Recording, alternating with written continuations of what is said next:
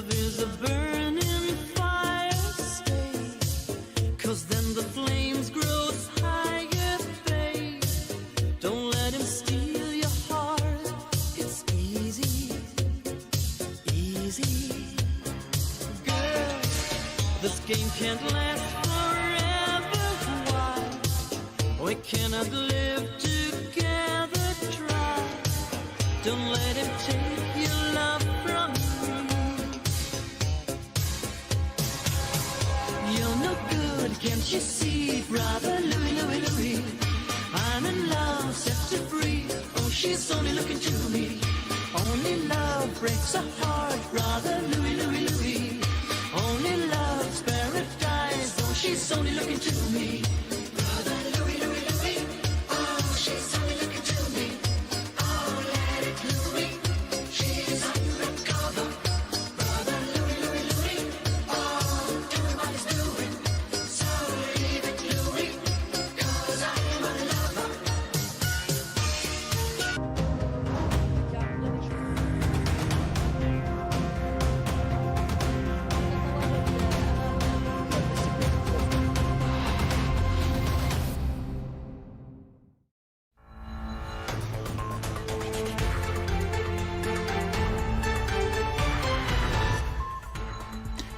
The World Health Organization warns that the Omicron variant of coronavirus will push Europe to the brink. That as Israel says it is to become the first country in the world to offer a fourth dose of COVID-19 vaccines, initially to people over 60. New York City offers people $100 to get a COVID jab. That as Mayor Bill de Blasio says shutdowns, though, are not on the cards. And the trial in absentia of 3 Russians and a Ukrainian accused of shooting down Malaysia Airlines flight MH17 over eastern Ukraine in 2014 is due to wrap up today. I'll talk to our correspondent Ferdinand Bantet. She'll join us shortly on the programme. Good to have you with us. I'm Stuart Norval on France 24. So we can see another storm coming. Those are the words of the World Health Organization's European director as he warned that Omicron will push Europe to the brink. Dr. Hans Klug saying that within weeks there will be a significant surge in cases as Omicron becomes dominant in more countries of the region, pushing already stretched health systems into deeper trouble. Omicron is becoming, or already has become dominant in several countries, including Denmark, Portugal and the United Kingdom, where its numbers are doubling every 1.5 to 3 days, generating previously unseen transmission rates. The sheer volume of new COVID-19 infections could lead to more hospitalization and to disruption of other critical health services. Now, some news just coming into us here at France 24. The French health minister has just been speaking on French radio, saying that a COVID vaccine for children aged between 5 and 11 is now open here in France. So children aged between 5 and 11 will be able to be vaccinated. It comes as the government has pulled forward a date to present a new bill on a vaccine passport. That as France continues to battle against the rise in cases here, Omicron is now accounting for 10% of infections nationwide. That percentage much higher, though, in Paris. The timetable, though, to turn France's health pass into a vaccine pass is to be advanced. Nous avons décidé d'accélérer et d'avancer ce calendrier. Un conseil des ministres extraordinaire se tiendra lundi prochain, le 27 décembre, dans lequel le projet de loi sera présenté, ce qui permettra au Parlement d'être en situation d'examiner ce texte dès la semaine prochaine. Et nous visons désormais une adoption définitive du pass vaccinal dès la première quinzaine du mois de janvier. Gabriella Tell there. Now, that's as Israel says it will start administering a fourth dose of COVID-19 vaccines in a bid to curb the spread of Omicron. People over 60 and medical personnel will be eligible for the extra shot following the recommendation of an expert panel. Keris Garland has the story. When COVID-19 vaccines first became available, Israel raced off the starting block, and the country was the first to introduce booster shots this summer. Now, a government spokesperson says Israel is the first in the world to offer a fourth injection. Prime Minister Naftali Bennett made the announcement after an expert panel meeting Tuesday, saying, "During this wave, as we did with booster shots during Delta, we intend to be active, groundbreaking, and do anything to win. The world will follow us." While no date was given for the rollout, over 60-year-olds and medical personnel will be the first eligible. About 45% of Israelis have received a third dose, but vaccine uptake remains low among teenagers and young children. Authorities are also struggling to convince more traditional communities like Israeli Arabs and ultra-Orthodox Jews to get the jab. The mayor of Bnei Brak, a centre of ultra-Orthodox Judaism, says ways of appealing to the community must be adapted. והמתנגדי החיסונים פה במגזר החרדי הם יותר זה שיש תוכנית בטלוויזיה ומביאים או יש באינטרנט או באיזה דרך, זה לא מדבר אל רוב תושבי העיר. ולכן אנחנו צריכים את השירות הזה בכדי לדבר עם התושבים שלנו, אנחנו צריכים Daily infections are at their highest rate since October, and Omicron cases are contributing to the upward trend. Israel has imposed travel and other restrictions in order to prevent more cases of the new strain and avoid a national lockdown. Now, New York City's Mayor Bill de Blasio says he is committed to keeping the city open as it grapples with a huge spike in coronavirus cases. De Blasio saying he can't see schools and businesses closing again, and shutdowns, though, are not on the cards. He offered as well a payment to people who get their jabs. If you're vaccinated, that's great, but if you want that extra protection, go get that booster now. We want everyone right now, as quickly as possible, to get those boosters, and we're going to make it even better for you with a new incentive, and an incentive that is here just in time for the holidays, because every one of us knows we're out there shopping for our families. It would be nice to have a little extra cash. So as of today, we're announcing a $100 incentive for everyone who goes out and gets a booster here in New York City between now and the end of the year. Bill de Blasio there. Well, let's hear then from our correspondent in New York, Jessica Missourier. We're seeing an Omicron surge here in New York City ahead of Christmas. 90% of COVID cases here are now Omicron. New York City has the nation's highest case rate, according to the CDC, and it's now averaging more new cases than at any other point in the pandemic. All the COVID cases are scaring the crap out of us, you know. It's going crazy everywhere. My friend just came back from New York with COVID. We're scared we're going to get it. We're wearing masks outside everywhere we're going, everywhere, you know. So I'm not as frightened of COVID because I believe in science and I've taken the precautions I need to protect myself and others. I'm more frightened about despair. I got my shots. I just got the booster. I'm pretty much optimistic. I think that we're staying on top of it, doing what we're supposed to be doing. I know a lot of people that are getting COVID, but it's not as bad as the first time. Everyone kind of just has cold symptoms instead of flu symptoms. It's a scary time right now in terms of the numbers going up and just everyone, the panic is real right now. Lines at testing sites are impossibly long. New Yorkers will welcome the opening of a federal testing site and the mass distribution of rapid test kits, because right now the shelves at pharmacies are empty of tests. Governor Kathy Hochul has said that there'll be no shutdown. Schools won't close. More than 80% of New Yorkers are vaccinated, but there's concern for those who are not vaccinated.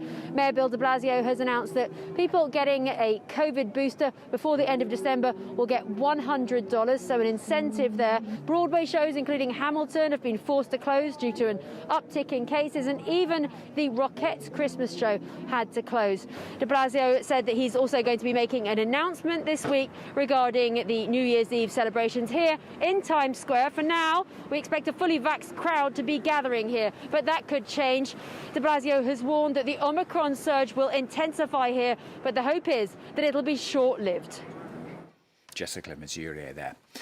Now, 3 Russians and a Ukrainian were fully responsible for shooting down Malaysia Airlines flight MH17 over eastern Ukraine in 2014, and they should be found guilty of murder. Now, that's according to Dutch prosecutors, as the closing arguments of the 4 suspects, all of whom remain at large, heads to its conclusion. 198 people died after the plane was hit by a missile system used by Russian-backed rebels. Today, a sentencing demand is expected as the 20-month trial draws to a close. The 4 suspects may not have pressed the button themselves, but are responsible for shooting down MH17. Together, they requested the bug teller and acquired it from the Russian Federation. They used it for their armed struggle with the aim of shooting down the plane. They had the bug teller as an instrument to serve their own military interest and thereby hit MH17. Well, let's cross then to our correspondent, Ferdinand van Tetz, who joins us now. Ferdinand, tell us, first of all, exactly where we are then with this case. So 20 months after this trial started, with the reading out of the names of the 298 passengers and crew on board that Malaysia Airlines flight that took off from Amsterdam for Kuala Lumpur back in 2014, we are finally going to hear what the prosecution is going to ask as a sentence for the 4 men being held responsible. Now, they have, over the past few days, laid out their case yet again and their indictment, saying that these 4 men were responsible for requesting a buck missile and ensuring it was fired. Now, this case is taking place in the Netherlands because a third of the victims were from here, and that means that they need to be found guilty under Dutch law. And prosecutors here have laid out how, even though they are not responsible for actually pulling the trigger that fired this buck missile that brought down the plane, the fact that they ordered the missile to come to the firing location means that they can be held criminally liable because they are responsible for the criminal offence. Also, it seems that they did not know that they were firing on a passenger jet. They thought they were bringing down a fighter jet. However, that, again, for Dutch law does not matter. Both of them are criminal offences. Now, it is possible that they are going to demand a life imprisonment. That is the highest sentence possible under Dutch law because of the huge scale of the amount of deaths caused by the actions of these 4 men. However, we'll have to wait a few more hours. Around noon, it is expected to be known what the sentencing request will be. Ferdinand, why on earth has this taken so long? I mean, we said at the beginning that this happened in 2014, and is it at last coming to an end? Well, we're not quite there yet, Stuart. This has taken very long because it was a multi-year investigation. And then since this trial started, the defence has tried to drag things out as much as possible. We're talking about a vast amount of evidence presented, 65,000 pages and hours of tapes and recordings of phone conversations between the 4 suspects. But any additional requests for information from Russia have been stalled repeatedly. So actually, the sentencing demand we're hearing today was supposed to happen a month ago, for example, but the court was hoping to hear from 1 more Russian witness. However, Russia said again that they will not cooperate. They say that this witness cannot be heard due to the military secrets that they might have to give way to. So there's really been a dragging out of this case, of course, extremely painful for all the relatives of those almost 300 people that died. Now, we're still not there yet. In March, the defense, one of them, only one of the 4 suspects is actually got a defense. Puletov, his lawyer, will speak. The other 3 are being tried. Well, all of them are being tried in absentia. None of them are here. They will be able to present arguments. Then in the summer, everyone gets another chance to respond. And then by September at the earliest next year, there will finally be a verdict, definitely before the end of the year. But yeah, whatever happens, whatever sentence is passed, because none of these suspects are actually here, none of them will actually have to go to jail. Ferdinand, thanks very much. Ferdinand van Tetz joining us there from Schiphol Airport. Now we're going to take you to Madrid's Teatro Real Opera House. Why? Well, because it's time for the fat one. This is nothing to do with me. This is the annual Christmas lottery in Spain, known, of course, as El Gordo, the fat one. Preparations underway here. How much money is in the pot this year, though? It is 2.38 billion, I did say billion euros in prize money, the world's richest lottery. Every year, millions of Spaniards club together with friends and family to compete for a possible slice of the over 200-year-old lottery. going to stay with those images, in fact, because they're live ones of the lottery, just getting those coming into us. It's about to happen. Can you see the ball spinning? Those are the latest images coming out from Madrid. El Gordo, the lottery, about to be drawn. We'll leave you with those images here on France 24. More news coming up very shortly.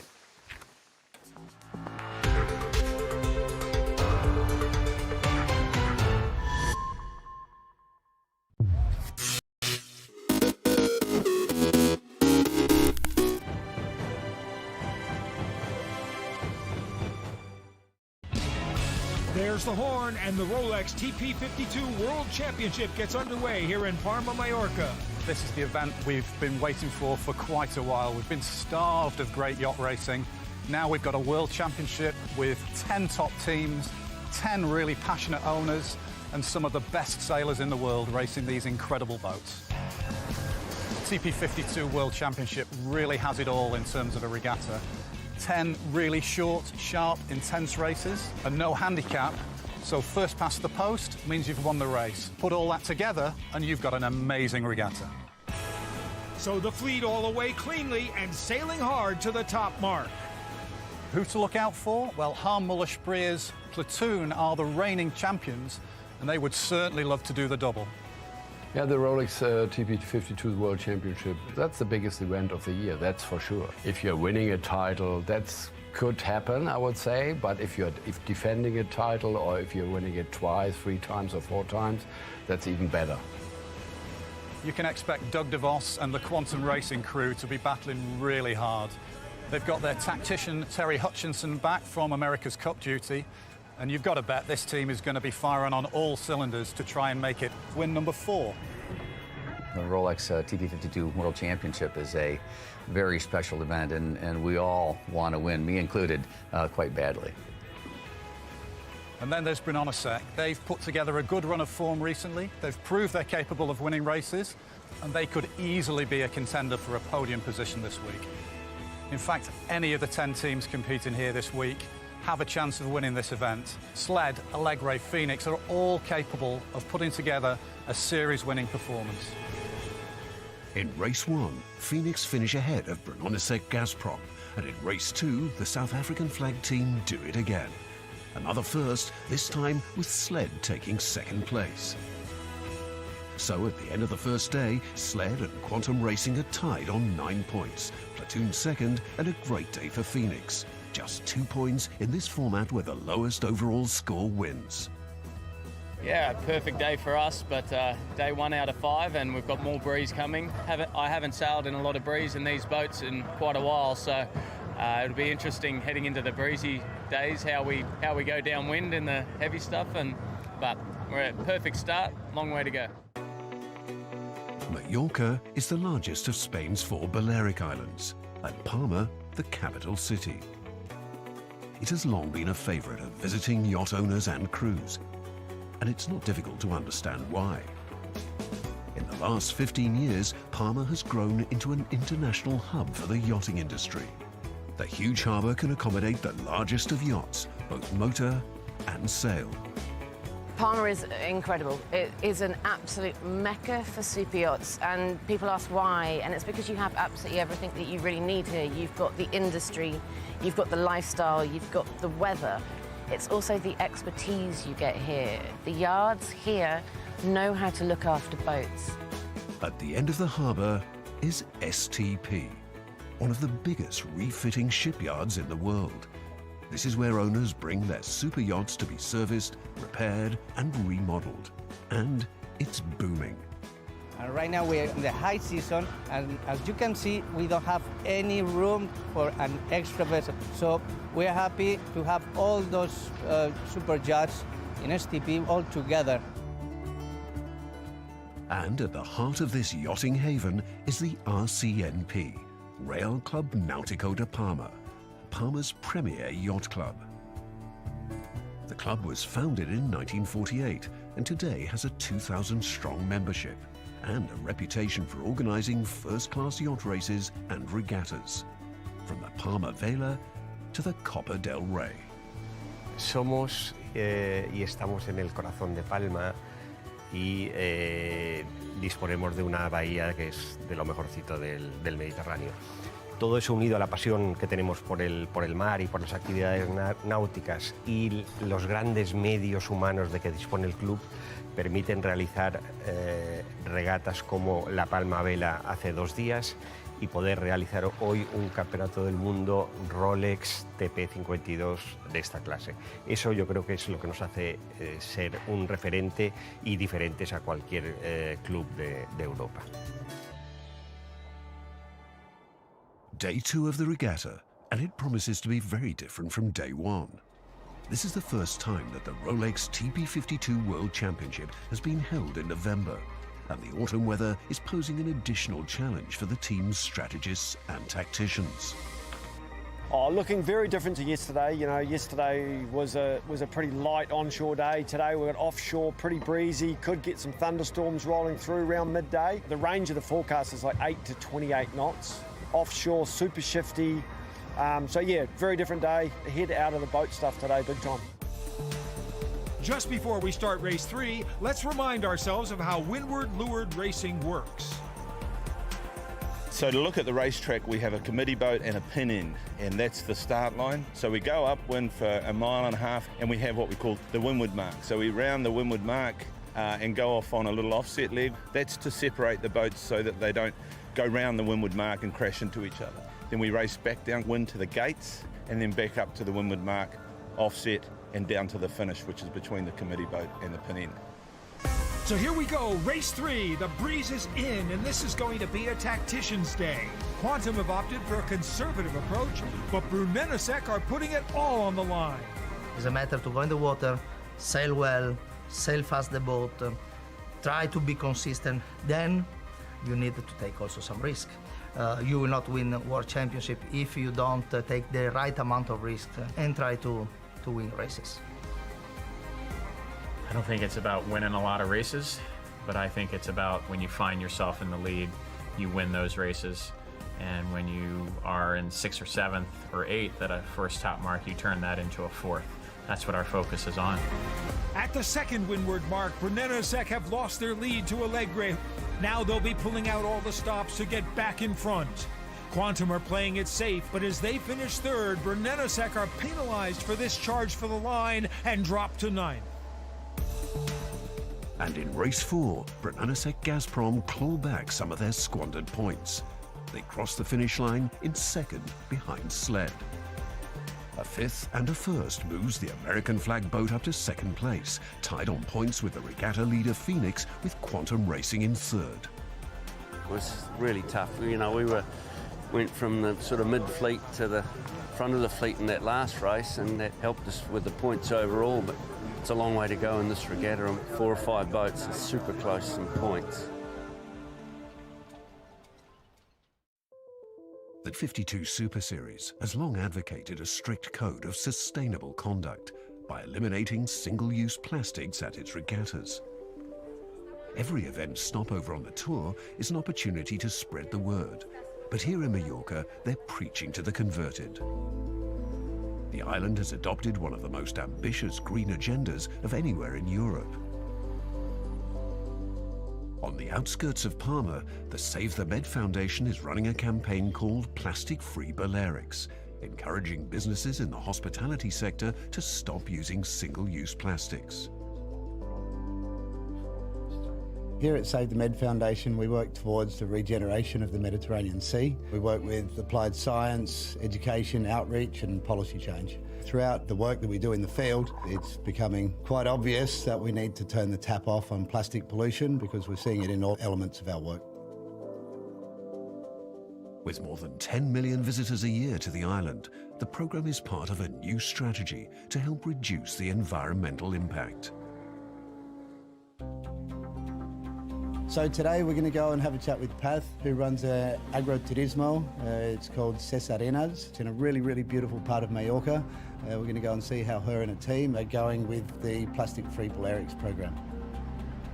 So we're seeing a very clear shift here in Mallorca on how the island is being promoted. So people coming, staying in an old country farmhouse, but then there's also all the activities that you can do here that are also under the umbrella of ecotourism.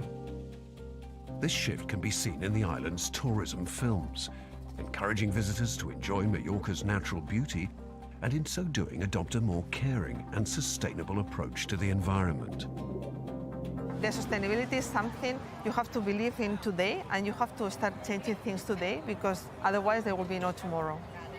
Plastic-Free Balearics has been a pioneer initiative. We have to force the industry to look for a different alternative, for a cleaner alternative. And you know what? At the beginning, it was like, wow, this is not possible. But then, little by little, people start changing habits. And then you realize that it wasn't that difficult. We still have a long way to go, but you can see an amazing transformation already. Ses Arenas is a vision of what sustainable tourism can be.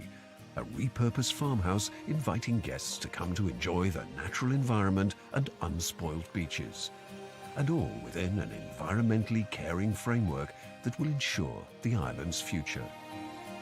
Being a part of Plastic-Free Balearics is important for us, because if we do nothing, the beauty of Mallorca will not be here for the people who want to come and enjoy it.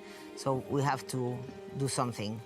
We have to change. There is no other option. We need to turn the tap off. We need to stop the flow of single-use plastics.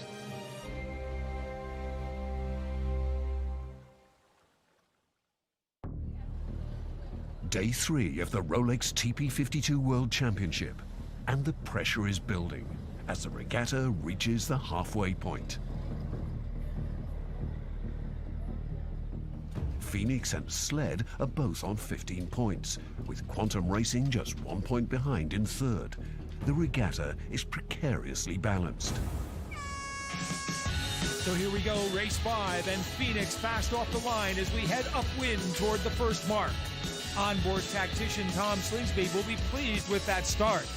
A good start is just so important in this fleet. There's a lot of unbelievable tacticians here and great match racers, and you really got to keep your mind that this is a fleet race, and you got to make sure you're not caught in one-on-one battles. Being able to keep away from bad scores, stay consistent, and hopefully up the front of the fleet is going to be important for the winner. Here we are approaching the first windward mark, and it's Alegre who get there first to steal the race lead. Platoon 2 are pulling out all the stops and move ahead of Phoenix to take second. The key winning international event in this class against these opponents is teamwork. Only one wrong tag, or maybe a tag 10 seconds too late, or maybe 5 seconds too early, that could count. So if you're all the time in the top 3 or top 5, you have a good chance this week.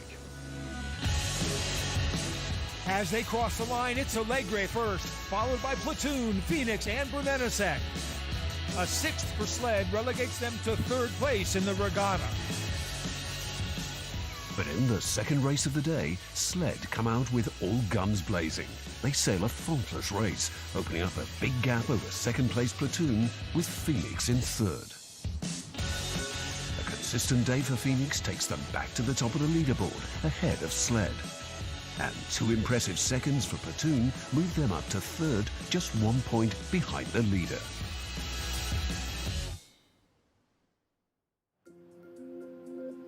Overlooking the racecourse in Palma Bay is the Oceanographic Centre, another of Mallorca's frontline initiatives to protect its precious environment and marine ecosystem. The main goal of the Oceanographic Centre of the Balearic Islands is to perform scientific research, to give advice to the different governments, both national and local, in all aspects related to the oceanography, the sea and its resources. 10 research groups study a variety of issues, from the overharvesting of fish to microplastics in the ocean, and the data collected helps steer government policy. So now in the Balearic Islands we have a government very sensitive with all aspects related with the marine environment and is very worried about the problems facing our ecosystems. It is important to act in the sense to increase the conservation policies and the protection policies if we want to guarantee the future of our islands. We need the science if we want to take the right decisions as for management of our natural spaces and biodiversity. One of the government's success stories has been the creation of marine protected areas, specially designated zones where fishing is not permitted, allowing the area to regenerate. On Mallorca's west coast, a team of COB scientists are on their way to conduct a biodiversity audit at the marine reserve at El Toro. We arrived to Marine Reserve Isla del Toro, and we are doing some sampling with my colleague to look at how healthy it is. You ready? I'm ready. We go. For David and Susanna, the goal is to take measurements that can be used to assess the richness of biodiversity at the reserve. This place, it's a very nice place. It's full of fishes because it's protected for more than 10 years, and then all the fishes return to that place. And this marine reserve is one of the most important places here in the Balearic Islands. With measurements and data gathered, it's time to soak up the natural wonder of the reserve.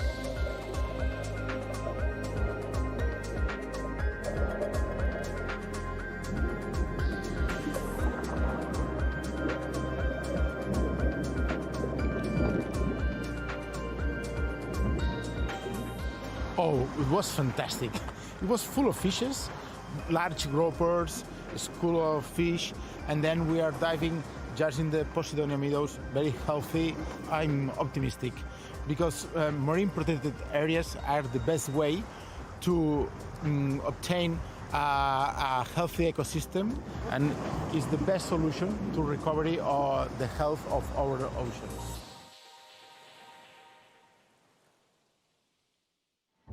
Day 4, and there is drama down on the dock as an impending weather front threatens to shake up the regatta. This is the penultimate day of racing, but there are storms forecast for tomorrow, and that potentially could mean there's no racing going to be possible. So things couldn't be more tightly poised, and today could be the decider for this World Championship. Teams are hurriedly making plans as the changing weather promises windier conditions with brutal storms to follow. You know, it's quite a change in mode, isn't it? It's from that, 10, 12, 14 knots to 18 to 22. I think the risk versus reward is something these guys will need to think about in the back of the boat. Tomorrow's potentially into the 30s all day. We're certainly not planning on tomorrow not racing, but we're going to treat today like it's the last day for now. Sitting at the top of the leaderboard are Phoenix, but poised to pounce just 1 point behind are both Sled and Platoon, with Quantum in 4th. It couldn't be tighter. Reigning world champions Platoon are hoping to make it a successive double. It's only 1 point difference between the first and the third. I mean, only one race could put everything upside down. We have done it in 2017, we have done it in 2019. Why shouldn't we do it now? I mean, big confidence in the team. Staying calm is the key, I would say. So here we go, race 7, and Quantum Racing are off to a great start. By their standards, they've had a disappointing regatta, but they're now looking to stake their title claim. Everyone on the boat wants to get better and wants to improve because we've been doing this long enough. We want to demonstrate our ability, just like all the other teams, our ability to be competitive and our ability to win a regatta. And the competition across the fleet is so darn good. You make one little mistake and you're going to pay for it big. No slip-ups so far from Quantum Racing. But as they start the downwind leg to the finish, in hot pursuit is the regatta leader, Phoenix, now tantalizingly close to winning this championship. But as they close on Quantum, they blow their spinnaker just meters from the finish line. Disaster for Phoenix, but nothing can stop Quantum from taking the win. Phoenix struggled to the line without a spinnaker and dropped from 2nd place to 6th. It's snakes and ladders out there. And if we look at the regatta leaderboard, with potentially one race to go, it's Platoon who are now in the driving seat, and it is their regatta to lose. And so, race 8, and possibly the final race of the regatta. Another disaster for Phoenix at the start. They're over early and will have to go back and recross the line. But Sled in the lead and chasing their first World Championship title. For the sled team to win the Rolex TP52 World Championship, it would mean everything. You know, we would be over the moon. It would be a massive achievement for us, and that's what we're aiming to do. So just to remind ourselves, Sled are 4 points behind the new regatta leader, Platoon, and will need to finish 5 places ahead if they are to take the top spot. But where are Platoon? Sled crossed the finish line in first, with Quantum Racing in second. And Platoon are back in 6th place. Incredible! Having been so consistent, they appear to have fallen at the final hurdle. Will there be racing tomorrow? We're not sure, but as we look at the standings now, Platoon are tied with Quantum Racing on 31 points, just 1 point behind the new regatta leader, Sled, with Phoenix in 4th, ruining their misfortune. Unfortunately, we're coming into the finish line. We're battling for first with Quantum, and our Spinnaker blew out. I think we lost 4 or 5 places, and yeah, hopefully there's racing tomorrow. Otherwise, it costs us the world title. For Quantum Racing, 2 great results, but they seem to have found their form too late in the regatta. You always come to a regatta to win, and any result shy of that is always going to have some level of disappointment. You know, for every team here, everybody came here to win. I think we're hoping we go sailing, we get a chance to leave it on the water and get a chance to see what happens. But the day belonged to Sled, with a great final race that may have won them the World Championship title.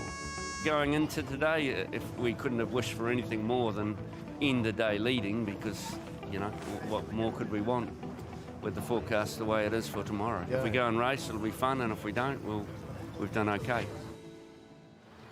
Day 5, and the scheduled stormy weather that was forecast has arrived in Palma. Gusting winds beat the RCNP building as the crews anxiously await news of whether racing will go ahead or not. For Principal Race Officer Maria Torrijos, discussions with colleagues take place to try and evaluate the situation and the possibility of racing. The wind average is 20-22. It's a lot, but it's not too much. The problem is that the gust is almost double, and that's very, very strong for the boats. There is a class rule that says that for safety, we shouldn't race. And with the raising of the cancellation flag, the announcement that there will be no further racing, meaning that Sled are the new Rolex TP52 World Champions. You know, it's a roller coaster for emotions. You know, you finish one race, you get a 7th or a 6th, and you're going, oh no, you know, and then we rebound with a 1st for the next race. Finally, we won it by, you know, the slimmest of margins, so we're very, very happy. The winner of the Rolex TP52 World Championship title is Sled. Sled, then, worthy winners in what has been an enthralling regatta. Next time on The Spirit of Yachting, a true epic of offshore racing, the Rolex Middle Sea Race.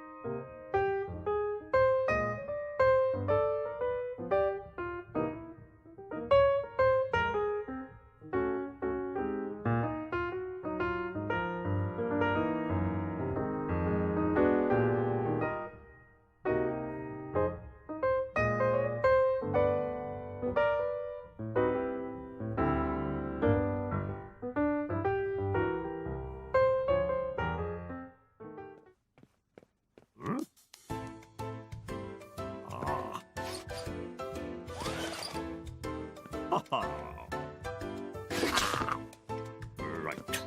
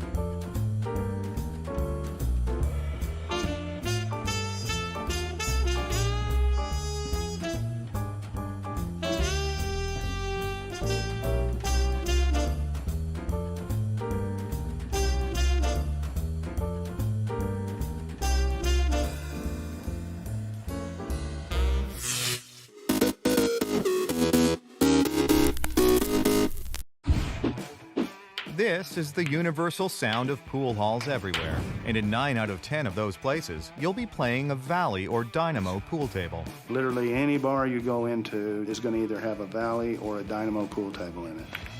The coin-operated pool table was invented by Valley, and they're still rolling the game forward today. We've always been the ones to come out with a new innovation that everyone else will copy. Virtually indestructible, these tough tables can take more than a few spilled beers and broken cues. I've seen tables from the late 60s that are still played every day. They're played every day and just about everywhere. Our tables will go from New York to New Delhi. Pool is an evolution of the game of billiards, which was born in France in the 15th century. Since then, the game has garnered a few famous fans. Whether for competition or sport, the game has stood the test of time. The table itself is just an instrument that's being used in a competition between two people. The Valley Panther table comes in 3 regulation sizes. What makes a pool table a regulation size table is it must be twice as long as it is wide. Plywood is the main ingredient. These guys go through a lot of wood. The wood is sent through CNC machines.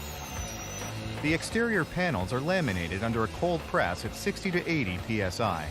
Once all those components are done, they go to our assembly line. The first line station is a steel table that is perfectly flat, which means the cabinet built on it will be level and the balls will roll properly. The cabinet is pretty much just the hull of the table, and that's where it all begins. The table is built upside down. The round corners are screwed into the end walls, and then the side walls are slid in. Then he inserts the bottom and he nails the bottom to previously assembled cleats. The cabinet gets turned right side up before it goes to the second station, where a sub-assembly is made. The first part of the internal assembly is the cash box. Sold in 40 different countries, the cash box is adapted to the different currencies. At the back end of the coin slot is a mechanism called the push-shoot end. Push-shoot end has on it a hardened steel roll pin. The pin pushes against a hinge bar, which drops the balls to the ball return. Just imagine 15 billiard balls. It's that long.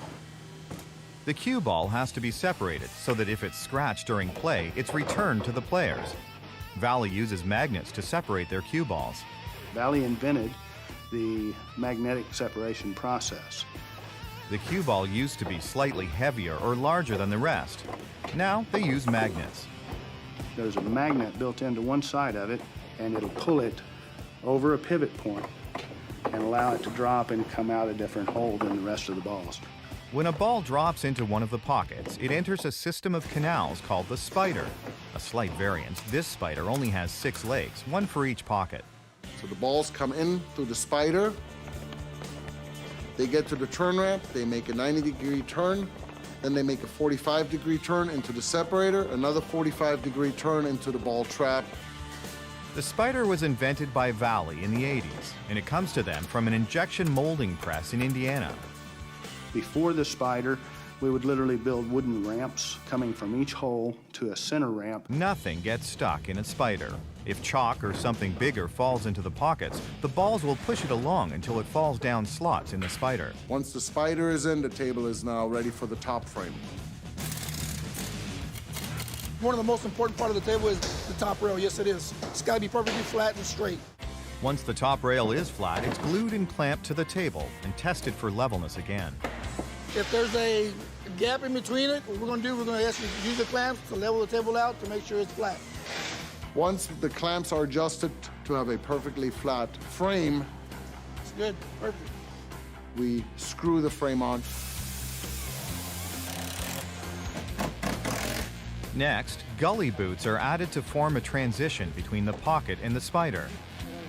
And pocket liners are put in to absorb the impact of the balls. With the bottom of the pool table finished, it's time to tackle the top. This hunk of rock looks like it's straight out of the Flintstones. In reality, this slab of slate from Brazil is the tabletop. The best material for billiards by far is real slate. That piece of rock is pretty hard to beat.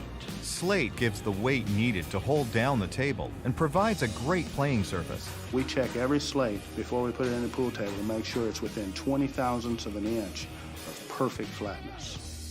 20 thousandths of an inch is the width of 5 $1 bills.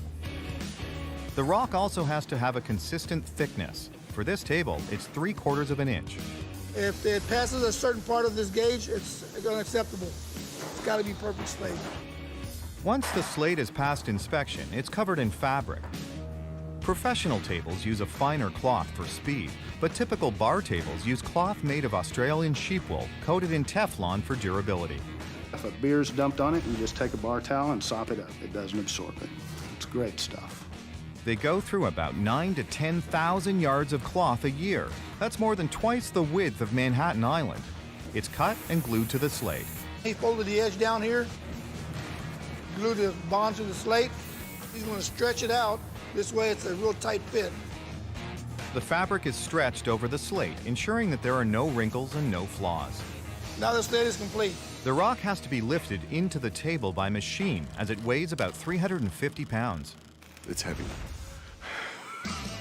I'm going to put some shims all the way around the table to keep it from vibration, just in case the table is flipped on its side and it will not break the slate. 6 felt-covered cushion rails are bolted to the table.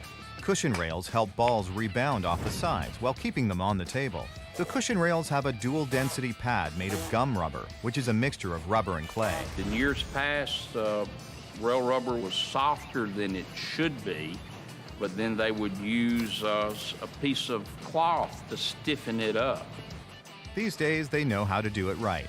The nose of the rubber should have been harder. It should have absorbed the shock. And behind it, the softer rubber would push the ball away. Even the angles of the cushion rails are important. What happens if it was too low, it may cause the ball to bounce and react and bounce, or if it's too high, the ball would actually stop. Among Valley's many patents is the flush mount corner casting. Before, corner castings would sit up from the top rail. Now the pockets are flush all the way around. For years, players would complain that when they had to take a shot over the corner of the table, they had to jack their cue up a little bit. It also prevents expensive pool cues from getting nicked and scratched. It's improvements like new corner castings that keep Valley and Dynamo at the top of their game. We've always been the ones to come out with a new innovation that everyone else will copy. Pool tables have been manufactured in the United States for over 200 years. Valley didn't get in the game until much more recently. No one had ever manufactured a coin-operated version until Valley did it in about 1950. In 1999, Valley merged with another pool table manufacturer called Dynamo. Now Valley and Dynamo tables can be found in pubs, pool halls, and of course at competitions around the world. A lot of them will go and buy our home version of the same exact table so that they can practice on the same thing that they compete on. They make about 15 tables a day. Before this one's ready to go, it needs some finishing touches. Now that the cushion is set in place, I will now put the trim on the outside to complete the table. The rail trim is made of aluminum. Valley moved the placement of the screws that hold it on so that players don't catch their clothing on the screw heads. Now we will move to the next station, and that's where they do their final inspection. The table is made spick and span. That's most important, is the cleanliness, the function of the ball, the parts and components of the table. If the ball and the components are functioning properly, it gets a set of billiard balls and a triangle. This is ready for packaging. Moving the finished table requires a little heavy lifting. That table weighs 710 pounds. Then it's off to a bar, entertainment complex, or competition somewhere in the world where it might be seen 50 years from now. We've always followed the original ideals of the Valley Company, which is to build the very best product that you can and then teach your customer how to be successful with it so that we can be successful.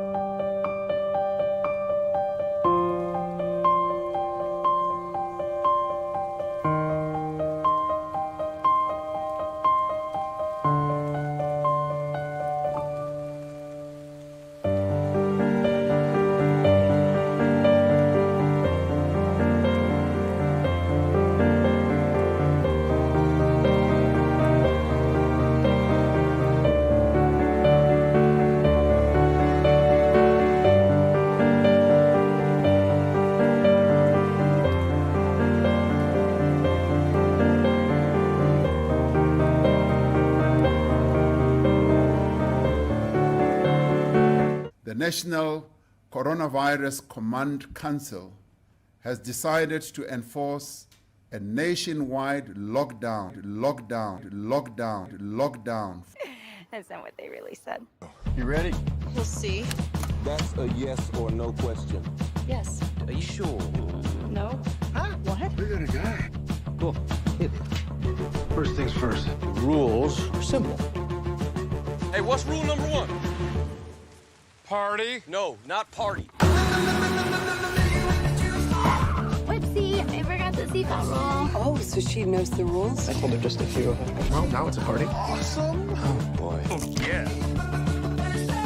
Let me give you some really good advice. Spill it. Smile and put on a happy face. Okay, we've broken a lot of rules. You guys want to party like rock stars. You're all insane. You having a good time? Yeah.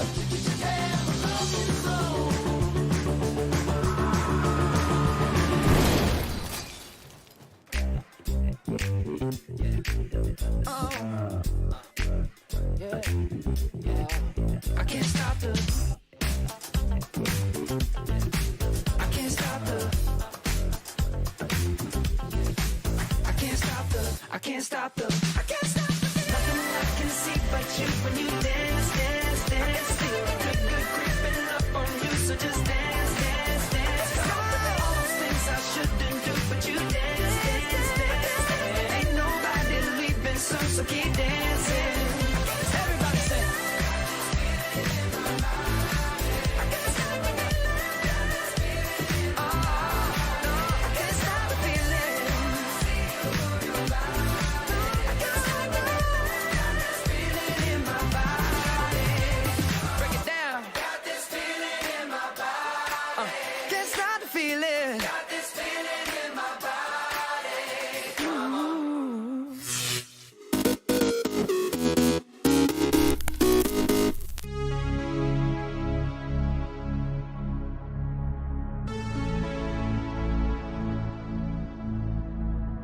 I am number 5, an abstract perfume by Gabrielle Chanel, which she created in 1921 with Ernest Beau, perfumer to the Tsars. I am a revolution, a defining new departure in the world of perfumery, which at a stroke made all the fashionable fragrances of the period seem old hat.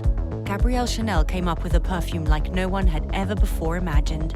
I am the avant-garde, emerging at the same time as Cubism, Dadaism, and Surrealism.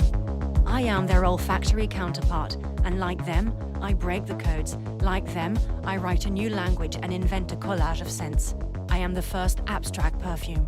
I am a manifesto, that of modernity, a dazzling bouquet.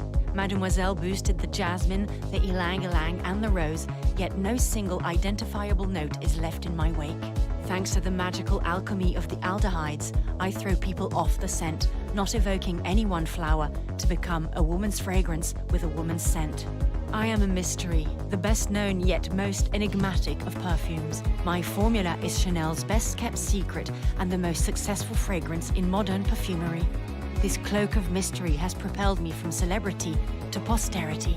I am a magic number, the 5, her favorite number which had brought her luck ever since childhood. Mademoiselle is said to have chosen number 5 because it was the scent in the 5th sample, the one she preferred. I am an emblem, a simple bottle in laboratory with sharp angles and crystalline transparency, and a stopper cut like a diamond, evoking the Place Vendôme. The ultimate universal reference in the history of scent bottles, the imprimatur of Chanel's triumph. I am a symbol, which the GIs took back to America at the end of World War II as a souvenir of Paris and the taste of liberty, the badge of French chic, and the very essence of the Chanel style. I am a modern myth, founded when Marilyn chose me as nightwear, confessing that she only wore a few drops of number 5 in bed, a coming together of absolute femininity and absolute perfume. I am an icon of the 20th century, the first perfume to enter the MoMA. The king of pop art, Andy Warhol, reproduced my bottle in a screen print. I am a legend, timeless, continually reinventing myself, as in Verlaine's familiar dream. I am neither quite the same nor altogether the other. From l'extrait to l'eau and from l'eau to parfum. I am an allegory of modernity, French elegance, and eternal femininity. I am the perfume of perfumes, embodied by the greatest celebrities. For my anniversary, the world's most famous French actress, Marion Cotillard, took me dancing on the moon and left my imprint there for centuries yet to come. Number 5, a century of celebrity.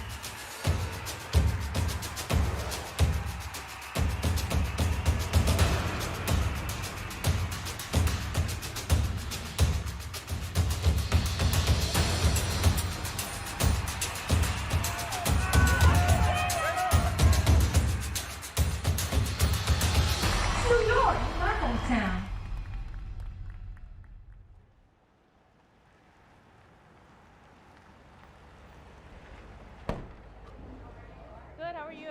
Hi, everybody. We're gonna do Jenny from the block, everybody, to show Jennifer.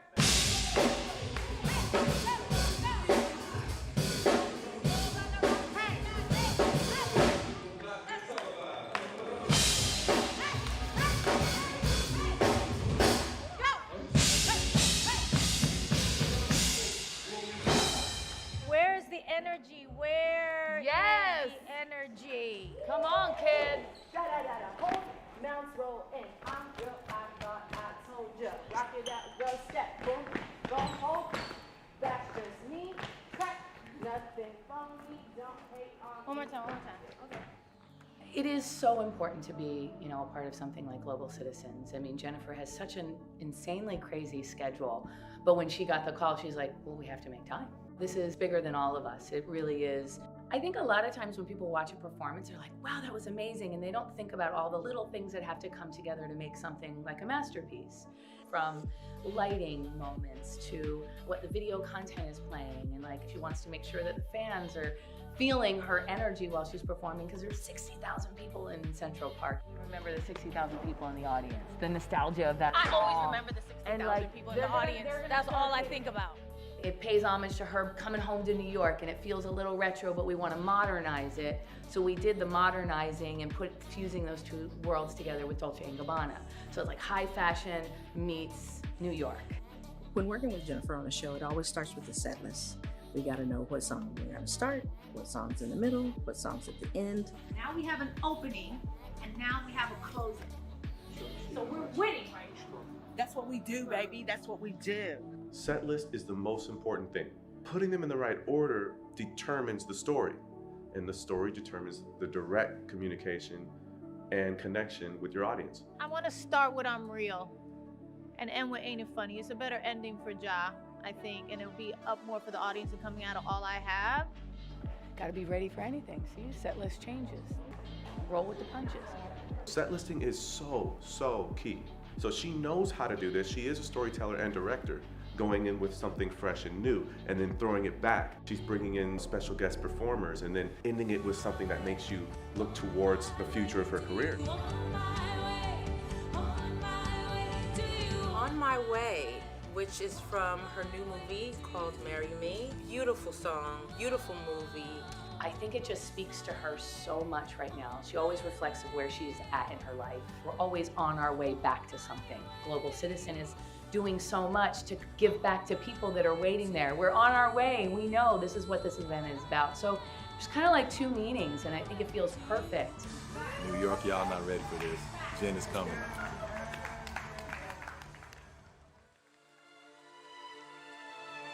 Our process together is super collaborative. We always bounce ideas off of, each other. I bring her an inspiration. She'll go, oh, I like this, but then what about this? And then we'll get on, and we'll give our ideas to Rob, and Rob will be like, oh man, well, let's talk to Dolce & Gabbana. So about a month ago, Jennifer had the opportunity to go to Venice to see their new Altamoda show. And that show really inspired Jennifer for this entire performance, for her looks as well as the dancers. The storytelling for the show was kind of based on Venice, and they are insanely beautiful. The first jacket probably weighs 50 pounds. It's like covered in hand-beaded crystals, and the artwork and the craftsmanship is insane. Per Jennifer lavoriamo sul barocco, su Venezia. È molto italiano, sì. E poi la cosa bella è che queste cose sono tutte fatte a mano nel nostro laboratorio di alta moda e quindi sono super preziosi. Per il Global Citizen Performance è una cosa inedita. Perfetto. Penso che sullo stage funzioni benissimo. The goal for Global Citizens this year was to defend the planet, and climate change is a big issue, and from what we're being told, Venice will be underwater soon. So this just further highlights the importance of taking care of our planet. I like Dolce. Right? So we did our fitting today. We have 3 custom looks that we did, and we kind of don't know where we're gonna land. Right now we're in rehearsals, trying out some of the pieces. Some of them we might not be able to move in.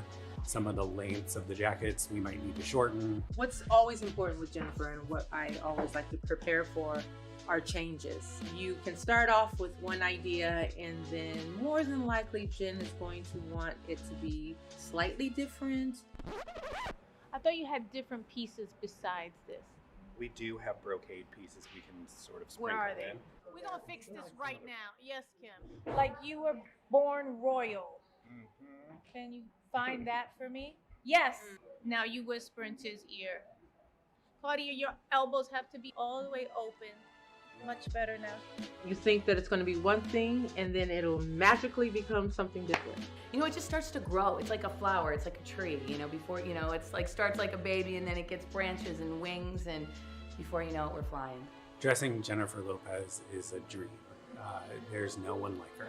She takes risks. She pushes us all to be better. She's a superstar. I mean, I love everything about Jennifer. She's the best in the business. She's such a showman. She's such a professional. She comes into the room and she works just as hard as the dancers. She's there just as long as the rest of us, and you have to respect that. After a full run, dancers, everybody's sweating. She'll go like this. All right, one One more time, please. And I'm like, the dancers are like, floor, we're off. I'm tired just from watching. I just laughed. I was like, this is why she is who she is. She puts her 150% into everything that she does. and she expects everyone around her to do the same. When you see the leader giving everything, you can't give anything but your best. She has put in the work, and you can tell. You can hear it in her clarity. You can hear it in her notes, her high notes, her range, her agility, her tone, everything about her voice. So if I give you me, this is how it's got to be. First of all, I won't take it cheating on me. Tell me, who can I trust if I can't trust in you? See, I like more of that stuff. That stuff is nice, just so I can sing. So you walk up, you stop, let them catch up to you. So don't keep walking. And then That's what you told me. That's what you said. That's what you told me. That's what you said. You know? Yeah. She is the hardest worker in the room. She always just wants to keep going and going and always just wants to be perfect, which I think is such a great standard to have. We got a lot of work to do. It takes a lot of dedication and hard work to become excellent, and she knows that.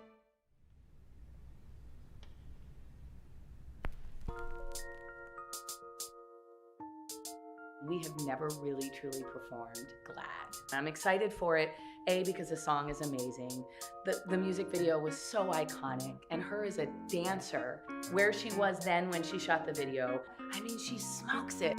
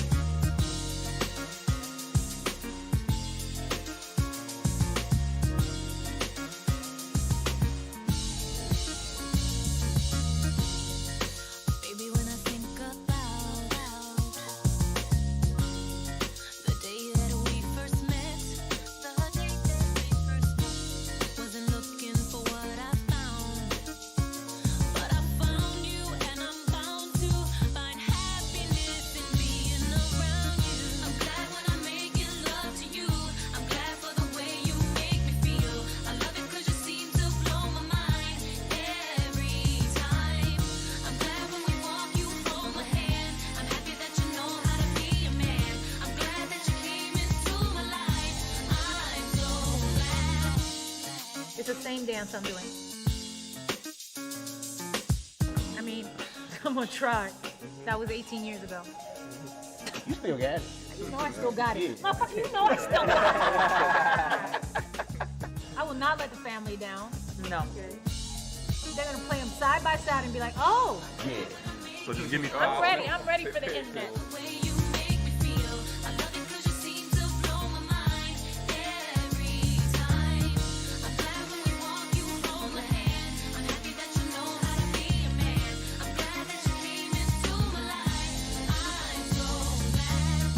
I'm Glad is a big surprise. When she found out she was going to be performing at Global Citizen, she asked the fans on social media, what song would you like me to perform? The fans go crazy, like, and the number one song was I'm Glad.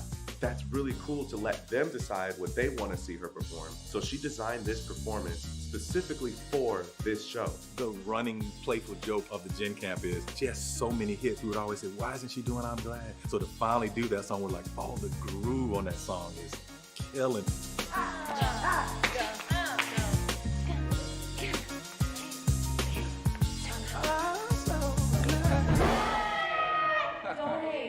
Appreciate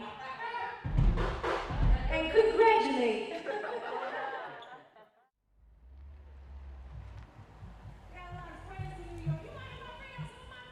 What's up? What's up? Yo. Oh, Lord, you're so good. Hey, how you feel? Yes, I'm Good? still little. Feel good? Yeah. We're very excited you came by. Yeah, we vibing. What you been up to? Rock and Roll Hall of Fame. Yeah, I got that. I got that. That helps.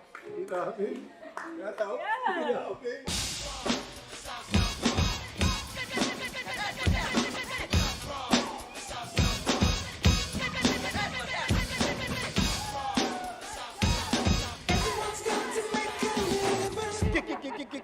Get it. Hard. That's it. Revolution is live. Yo, that's. Yeah, okay. You ready, baby? You want to hear what we do? You want to do one time? Yeah, let's do it. Check.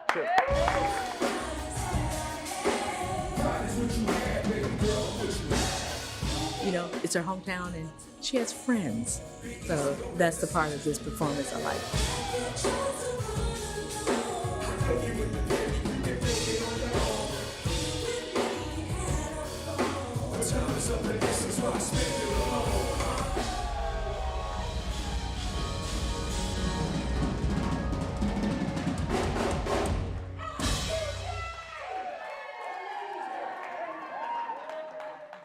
Children growing, women producing, men go working, some do stealing. Everyone's got to make a living. We always try to honor the parts of her that are a little Jenny from the block, but we also have some classics that have a little bit of a different feel. So you always get a journey, you always get a ride.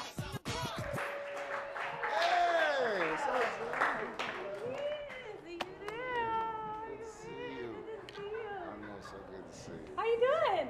Good. Yeah? Yeah? This is exciting. It is exciting. Let's do You guys ready? And then I'll follow your moves. I'll follow the 1-2 step. I'll follow the... This one is forward. I'll figure it out. Mo, step forward. Mo. Step. Okay, yeah, I can do that. Yes, you can do that. Step. And then you go side. How we siding? Are we all the way siding? Or we two siding? Or we could just do this one. We could just rock. We just rock. Then. I'll follow you. If you want. If not, I got a little bit of a dance. I can dance a little bit. Come on. Is that your girlfriend? Maybe we can be friends. No, ain't it funny? That's it. Simple. Thank you, Zay. Thanks for having Thank me. you for doing this. Always. Dope shit, y'all. See y'all tonight. Being in the room and actually seeing it, it's great. We know it now. We just need to. We gotta look successful. When we get on stage, our staging, our formations, our lines make us look that much better. Rest, hydrate, and we will see you on stage.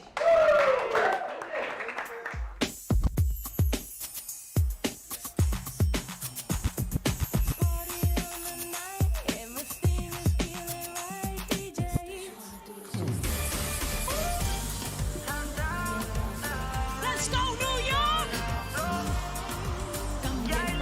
All she wanna do is just...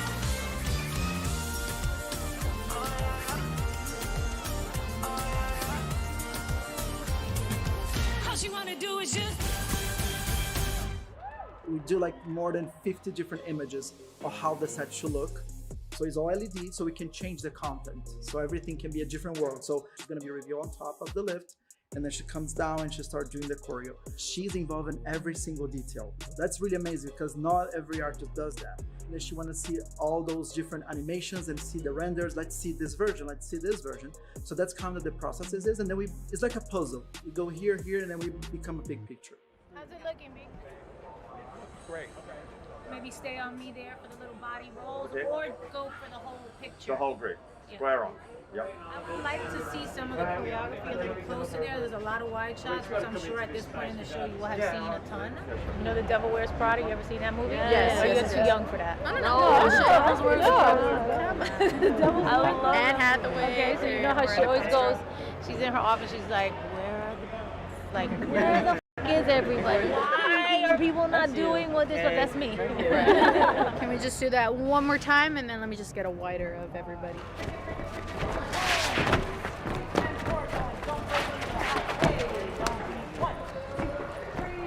All right, get a good night's sleep. I'll see you guys in the morning, okay? Thank you guys. You guys are awesome. Thank you so much. Where are the belts?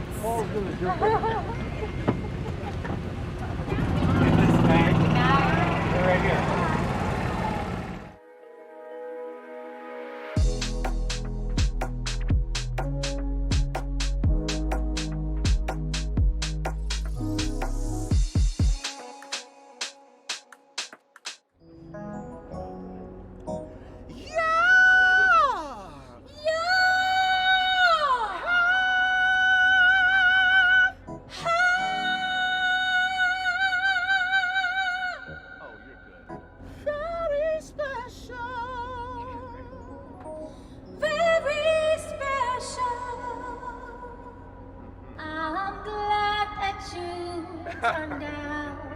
Pre-show, we vibe, we pray, we sing songs, play piano. We're back here, she's stretching, she's singing, she's getting in the groove. You do your best stretching here. When you get on stage, it feels like ABCs. I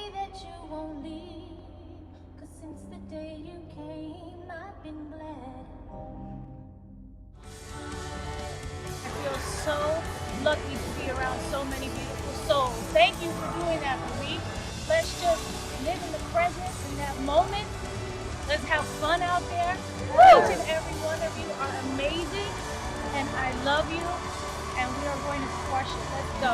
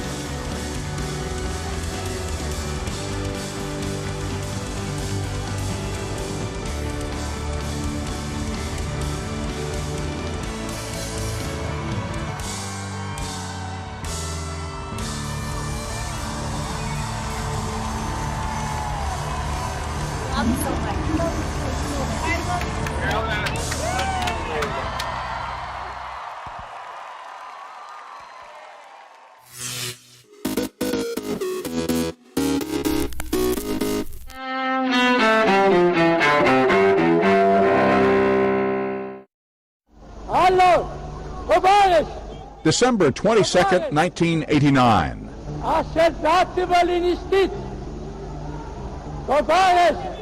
A popular uprising topples Eastern Europe's last hardline communist ruler, Nicolae Ceausescu of Romania.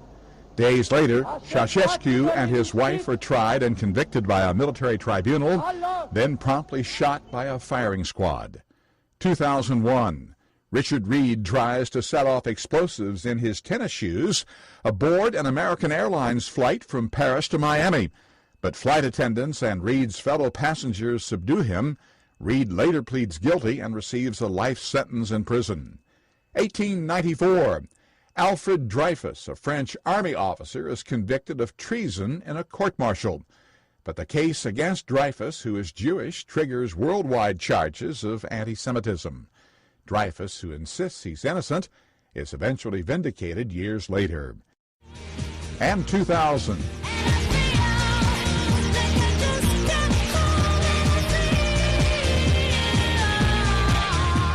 Wedding bells ring for the Material Girl as pop star Madonna and film director Guy Ritchie marry in Scotland.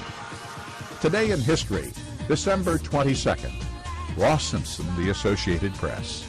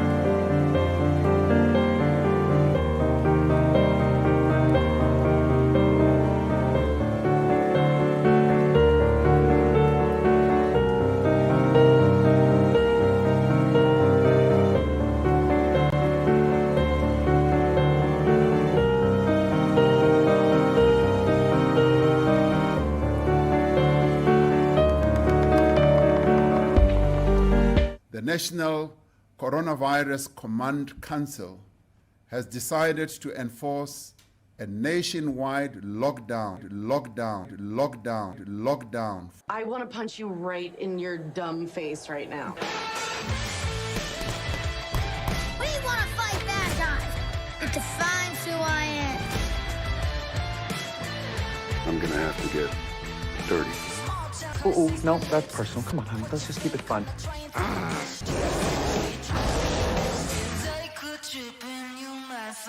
Thought we were in trouble there for a second, but it's fine.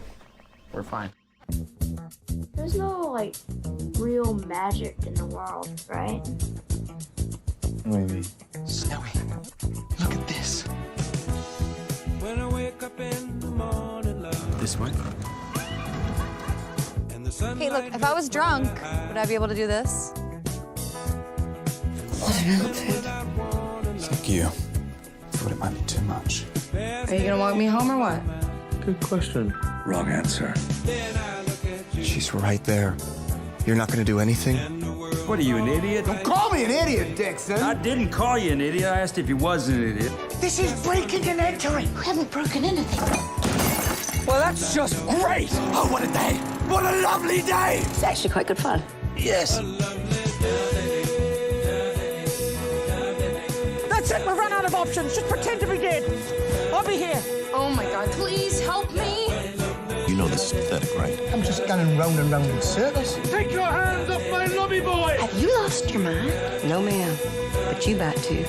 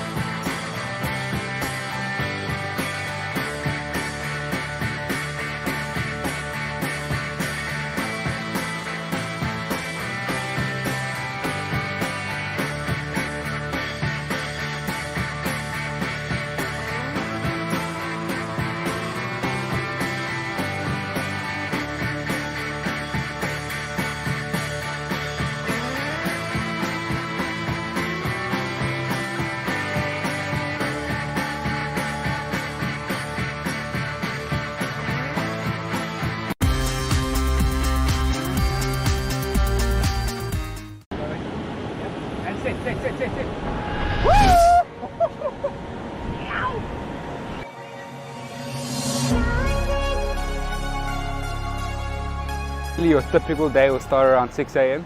The guides will organize your food, drink, tackle and bait, and then you're off to the beach. And it's time to buckle up because now things get real.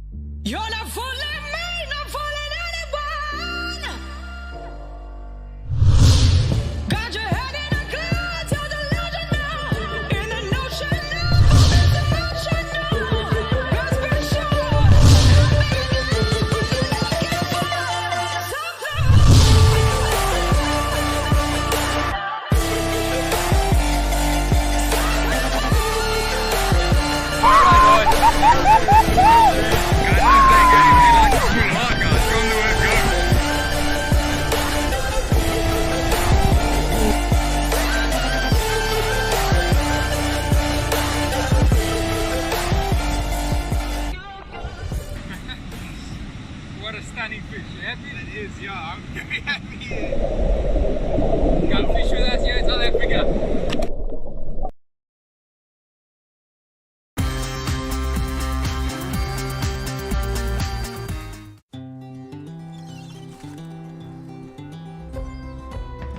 I remember when we arrived in 1970. There wasn't much to do here, but you get used to a feeling. And that feeling stays for longer than you realize.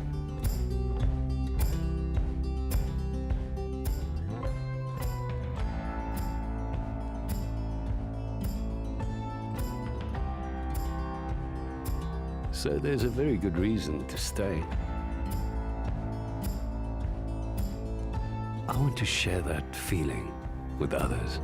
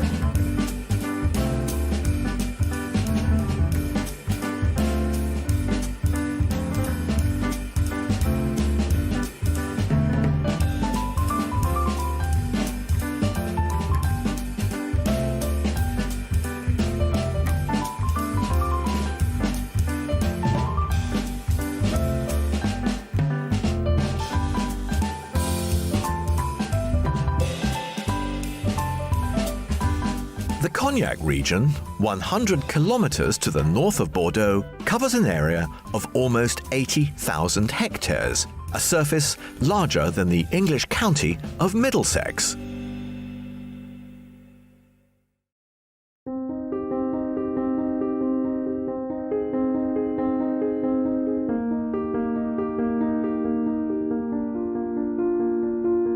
The Cognac region is blanketed by grapes, which, once harvested, will be fermented, then distilled in the onion-shaped Charentais pot still.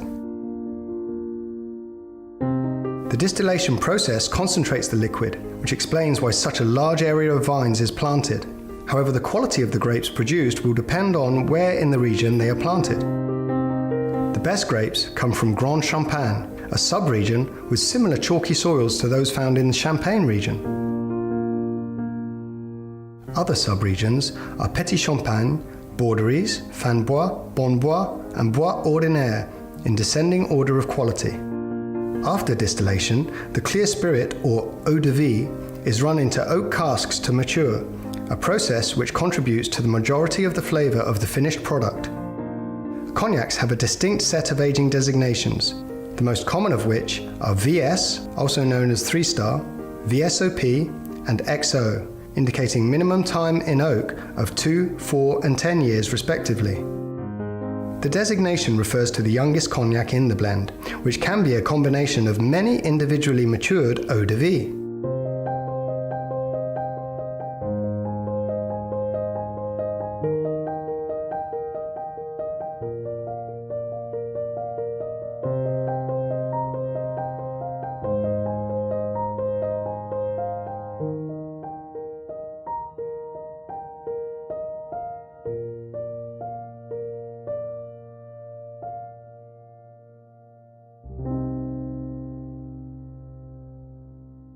One boutique cognac house, which exclusively produces XO cognac, is Maison Tesserand.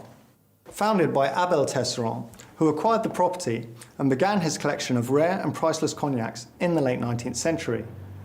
In 1905, he created his own cognac business, relying on 2 estates, one in Grand Champagne and one in Petit Champagne. He built up stocks of eau de vie, carefully conserved in this 12th century crypt. Donc mon métier consiste à élever les cognacs dans les fûts et barriques et tonneaux, et les cognacs qui sont issus de la distillation où nous nous trouvons maintenant. Voilà, donc après moi mon rôle est aussi de faire les différents assemblages en vue de produire nos différents lots qui deviendront nos cognacs dans les bouteilles Tesseron. Donc le VS c'est un cognac qui a au minimum 2 ans de vieillissement dans les fûts de chêne. Le VSOP est un cognac qui a minimum 4 ans de vieillissement en fût de chêne. Et le XO c'est un vieillissement de 10 ans minimum en fût de chêne. Sachant que nous ici, nous ne faisons uniquement que des XO qui ont un minimum de 10 ans et au-delà. Donc en fait la distillation se passe en 2 étapes.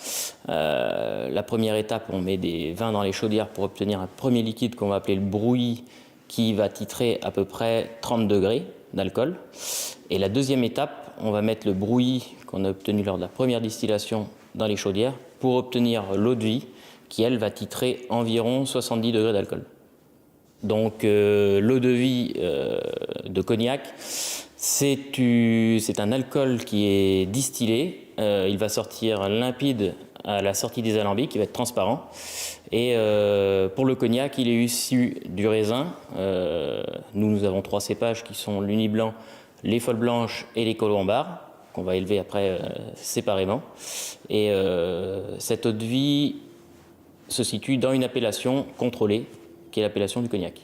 Donc dans l'appellation cognac, où la majorité de l'encépagement est en Uni Blanc, et après il y a quelques autres cépages qui peuvent composer le cognac, dont les Colombards et les Folles Blanches. Les Folles Blanches, nous sommes très peu en posséder, parce qu'elles sont très difficiles à obtenir de qualité au vignoble.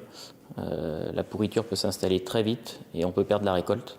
Mais nous avons 5 hectares de Folles Blanches que nous pouvons suivre et dont nous pouvons intervenir lors des vendanges assez rapidement pour ne pas avoir de problème de pourriture sur ce cépage-là. C'est un cépage après qui procure des eaux de vie beaucoup plus fines et beaucoup plus parfumées. Voilà, mais la difficulté au vignoble fait qu'on en voit très peu. Donc la pourriture que l'on a ici n'est pas du tout la même que celle qu'on peut trouver dans le Sauterne. C'est pas la pourriture noble, c'est une pourriture qui va impacter les grappes et impacter la qualité des graines de raisin. Et après, ça va se retrouver dans les eaux de vie, parce qu'il faut savoir que la distillation, c'est une concentration d'arômes. Donc on va concentrer à la fois ce qui est très bon, mais on peut concentrer ce qui est mauvais si on a quelque chose qui n'est pas bon dès le départ. Donc on va accentuer le défaut s'il y a un défaut dans le vin. En fait, les assemblages sont successifs tout au long de l'élevage. C'est-à-dire que pour faire un cognac tel que le lot 29 qui va avoir 3 générations, on va commencer les premiers assemblages au bout, ça dépend de la qualité des eaux de vie, d'une dizaine, quinzaine d'années. Ça va être un premier assemblage. Et au fur et à mesure de l'élevage, suivant comment va se comporter l'eau de vie, comment elle va réagir aux premiers assemblages, on va encore l'assembler à d'autres eaux de vie. Et ça, sur une durée de 50, 60, 70 ans pour produire le lot 29. Et c'est que la dégustation régulière qui va me permettre de déterminer à quel moment je vais faire l'assemblage. Il ne va pas y avoir de règles bien définies. C'est vraiment mes sens qui vont intervenir. Aujourd'hui, je détiens dans ma tête tout le stock. Voilà, il y a très peu d'écrits, tout est dans ma tête. Et après, avec Monsieur Tesseron ou avec Noé Tesseron, on regarde les assemblages qui sont produits, voir si la qualité leur convient et si on est bien fidèle à l'image Tesseron. Et voilà, on valide les nouvelles coupes ainsi. So we are a family-owned cognac house, and we've been producing cognac, actually distillating, aging, and blending eau de vie since now 4 generations. And it's a very, very small production. It's quite a niche boutique market, and we almost exclusively produce only XO cognac, which is 10 years minimum in barrel. And we are now in the Paradis, which is where we store those oldest eau de vie in 25 liters glass jars, which are called demi-johns. And it's quite a place where time stands very much still. So not only we've been producing cognac since several generations now, but we also own Château Pontet-Canet in Pauillac, as well as a property in Napa Valley called Pimret Tesseron Estate. And we've had the chance to offer several vintages of Pontet-Canet on board at Emirates already. And there's something that really comes from cognac, which is really family values, tradition, which is also, of course, applied at Pontet-Canet and Pimret. And it is really a sense of wanting to offer the best juice, the best wine, the best cognac possible. It's really a sense of excellence that we strive to achieve at all those properties. Whilst there are over 200 brands of cognac currently in production, the market is dominated by just 7. Of these, one stands head and shoulders above the others in its dominance of the market: Hennessy. Founded by Richard Hennessy, an Irish officer serving in the army of Louis XV in 1765, the company expanded quickly, already exporting to the United States in 1794, when the country was just 18 years old. In 1817, Hennessy created the style called VSOP, or Very Superior Old Pale, at the request of the Prince of Wales, later to be crowned King George IV. This was followed in 1865 by the 3-star designation, also known as VS, and in 1870, XO, the original. Both innovations of Maurice Hennessy, the great-grandson of the founder. By this time, exports had expanded to both China and Russia, where the imperial family had requested an exceptional cognac as a birthday present for Tsar Alexander I. In 2011, Hennessy, with master blenders Jan and Renaud Fillou, representing the 7th and 8th generation respectively, created the exceptional cognac Paradis Impérial, the jewel in the crown of the Hennessy collection. Emirates is proud to serve this rare blend of just 10 or so eau de vie selected from 10,000 on select routes as a supplement to Hennessy Paradis. Emirates is the only airline to serve either Hennessy Paradis or Paradis Impérial. I am a member of tasting committee. It means I work with 8 generations of master blender of the same family. It's Renaud Fillou de Gironde, and every day we are 6 members.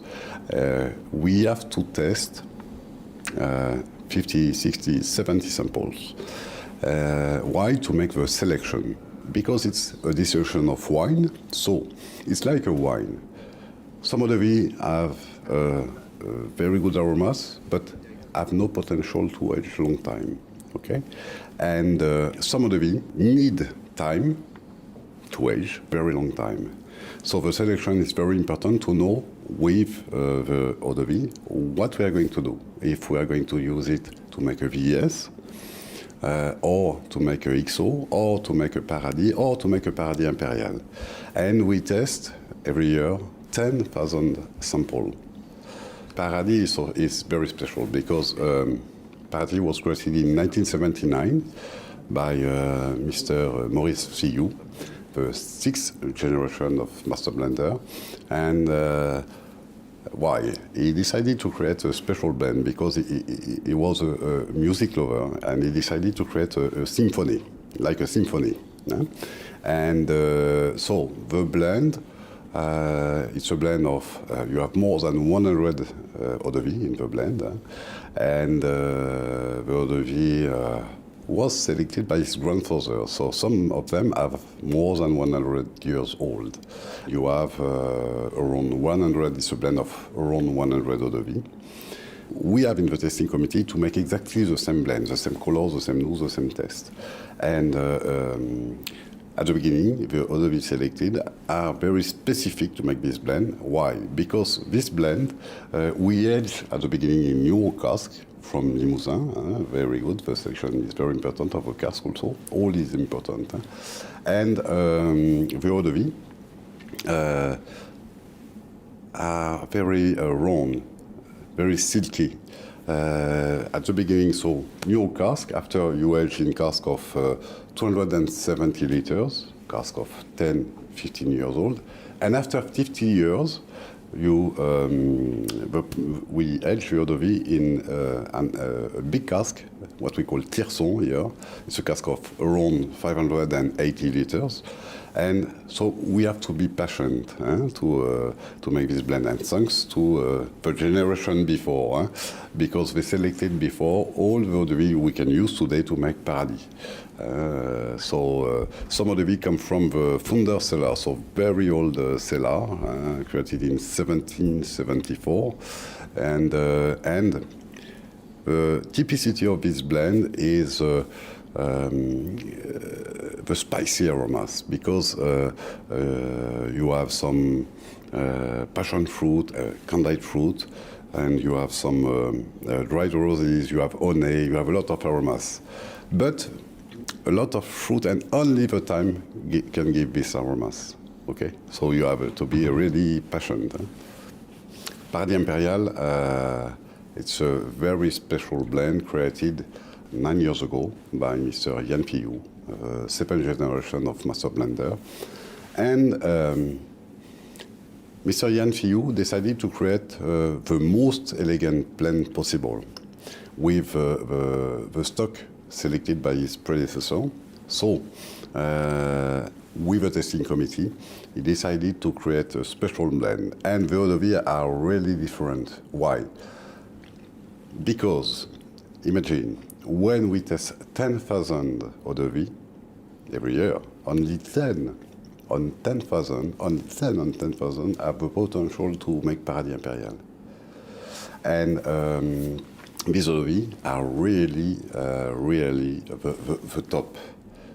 Only the expertise in the testing committee can find the good eau de vie, and then we have to follow and take care of the evolution. So, we never at the beginning put the eau de vie in new cask to preserve the flowers aromas. If I give you a secret, if you put in a new cask, you will have more roundness, but more spicy notes. Okay, after aging. If you don't put in new cask, if you put it in what we call a red cask, it's a cask at the beginning of 8, 10 years old, you will preserve all the aromas of the eau de vie, the flowers aromas. So, in the blend, you have 120 eau de vie. Some of them have around 130 years old. Yes, have a lot of success everywhere in the world. Why? Because it's an easy cognac to understand at the beginning, to learn the cognac, to understand the cognac. Why? This is the youngest quality.